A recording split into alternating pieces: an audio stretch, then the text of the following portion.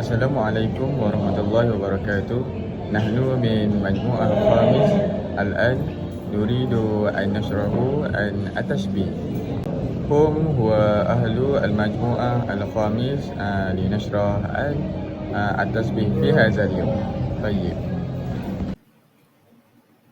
Bismillahirrahmanirrahim. ثم تعريف التشبيه. التشبيه لغة التمثيل، فإنما نقول هذا شبه هذا أي مثله. تشبيه في اصطلاح وربط بين شيئين يشتركان في صفة أو أكثر باستخدام أداة التشبيه مثل ك أو كأن. وقد تكون هذه الأداة مذكورة وهو ملفوظة، أو محذوفة وهو ملحوظة.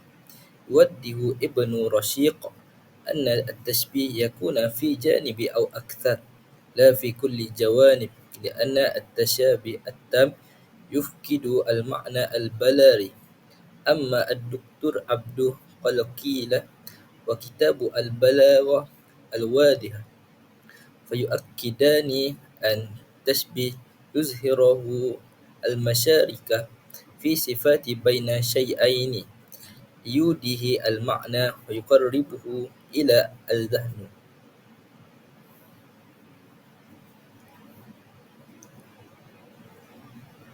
ثم ننظر إلى أركان التشبيه، وهي ينقسم إلى 4 أقسام. أولا المشبه، يعني وهو ما يراد إلحاقه بغيره المشبه به، مثلا الطالب. ثانيا المشبه به، يعني وهو ما يراد إلحاق غيره المشبه به، ويسمى هذان الركنان بطرفي التشبيه، يعني الأسد. ثالثا وهو وجه الشبه، يعني وهي اللفظة التي تربط بين الطرفين ويدل على التشبيه ويمكن حذفه، مثلا كأن وغيرها. وأخيرا وهي أداة التشبيه، وهو المعنى الجامع الذي يشترك فيه الطرفان، ويكون في المشبه أعرف وأشهر وأقوى منه في المشبه، ويمكن حذفه، مثلا في الشجاعة. Bismillahirrahmanirrahim. اسمي محمد رفيق الدين بن محمد رزقي. الآن سأتحدث أدوات التشبيه. هي ما يربط بين المشبه والمشبه به، وقد تكون حرفا أو فعلا أو اسما. أولا الاسمية، مثال محمد شبه أسدي، شبه مشبه.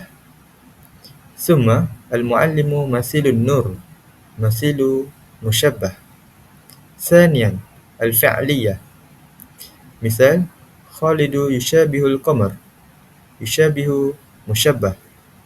ثم خديجة تماثل الشمس، تماثل مشبه. وأخيرا الحرفية. أولا الكاف يأتي مشبه به بعد أداة التشبيه، ففي محمد كالأسد. ثانيا كأن، فإن مشبه يأتي بعد أداة التشبيه، كأن محمد أسدي. Bismillahirrahmanirrahim. اسمي محمد نبيل نوفل بن سهيمي. الآن سنشرح لكم عن أقسام التشبيه.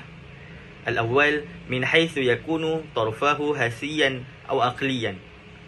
أولا التشبيه الهثي، وتشبيه الذي يدرك بإحدى الحواس الخمس. وثانيا التشبيه العقلي، وتشبيه الذي لا يدرك بالحواس الخمس بل يدرك بالعقل. ثم هذا التقسيم للتشبيه ينقسم إلى 4.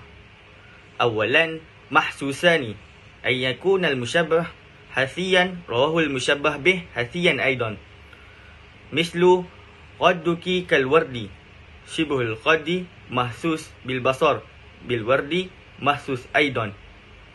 وثانيا أخليان أي ما يدركان بالعقل كتشبه الإيمان بالحياة، الفكر بالموت، الهداية والنور، الضلالة بالظلم. وثالثا أن يكون المشبه عقليا والمشبه به محسوسا كتشبه الحجة بالشمس. وأخيرا يعني أربعة أن يكون المشبه محسوسا والمشبه به عقليا كتشبه الطبيب بالموت. والثاني من حيث يكون طرفاه مفردا أو مقيدا. أولا أن يكون طرفان التشبيه مفردين مثل ذلك أنت كالقمر. وثانيا أن يكون طرفان التشبيه مقيد مثل ذلك الكلمة الصعبة المفيدة كالدواء المر. وثالثا أن يكون المشبه مفردا والمشبه به مقيدا مثل ذلك خول القنصاء كأنه علم في رأسه نار. وأخيرا أن يكون المشبه مقيدا والمشبه به مفردا مثل ذلك الشعر الأسود كالليل. ثم ذكر المشبهات أولا ثم المشبهات بها، يعني نذكر الأشياء التي نريد تشبيهها أولا ثم نذكر ما نشبه به. مثال شعرك وخدك وعطرك كالليل والورد والريحان. الشعر الليل في سواد، الخد الورد في إهمرار، العطر الريحان في الرائحة. ثم تشبيه المتفرقة، يعني كل تشبيه يذكر بشكل منفصل. مثال شعرك كالليل وخدك كالورد وعطرك كالريحان. كل صفة تم تشبيهها بشكل مستقل وواضح. وبالإضافة إلى ذلك فرق بين المقيد والمركب. أولا المقيد أن تكون الكلمة مرتبة بوصف أو بحال أو بالإضافة أو بالجار والمجرور، فتغير هيئة تلك الكلمة بوجود هذا القيد، مثل أنت كالبحر العميق. ثانيا المركب فهي مجموعة من الأشياء أو الأمور التي تحمت وامتزجت ببعضها البعض وأعطتنا صورة واحدة لجميع تلك الأمور، أي أنها مجموعة من الأجزاء تداخلت مع بعضها فأصبحت جزءا واحدا، مثل أنت كالسفينة التي تحمل بضائع كثيرة وتجري في بحر هائج بأمواج عالية.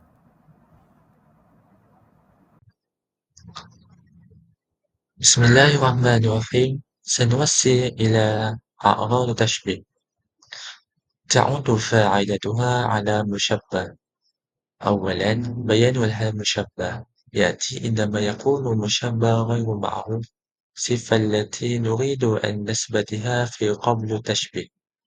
ثانيا بيان مقدارها قوة وضعفا زيادة ونقصان يأتي عندما يكون المشبه معروف بالصفة التي نريد إثباتها له قبل التشبيه.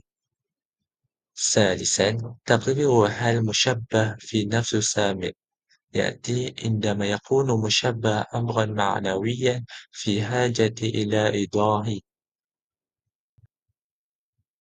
ثم رابعا بيان أركان المشبه يأتي عندما يكون المشبه أمرا غريبا. خامسا تحسين المشبه وتزيينه يأتي عندما يريد المتكلم تحبيب المشبه لدى السامع. سادسا تقبيح المشبه وتكفيره يأتي عندما يريد المتكلم تقبيح المشبه لدى السامع. أما تعود فاعلتها على مشبه إيهام المشبه به أقوى وأظهر من المشبه في وجه الشبه، وذلك للمبالغة. شكرا على حسن استماعكم، والسلام عليكم ورحمة الله وبركاته.